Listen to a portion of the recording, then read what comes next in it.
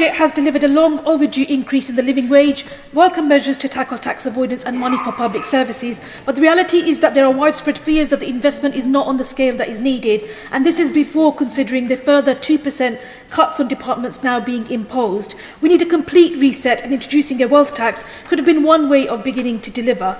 I've already had lots of representations from constituents raising concerns about social security, today's topic.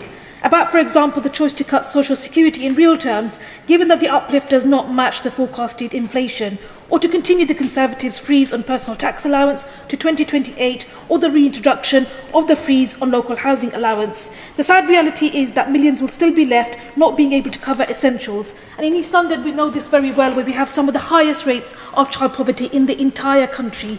Where last year in my borough, the Safer Neighbourhood team found that the most shoplifted item was Calpol.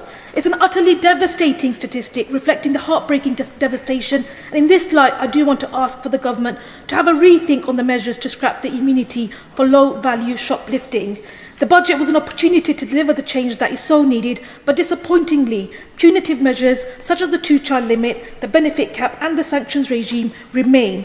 And in the short time that I do have remaining, I do want to say something about disability benefits. When it comes to disability benefits, the commitment to delivering the previously planned savings is more than alarming, because the truth is that the way in which disabled people have been treated by the DWP since 2010 will go down in history as a terrible and inexcusable crime. There is extensive evidence about the serious harm caused to people subjected to dehumanising assessments and sanctions, including reports of deaths directly related to the social security regime.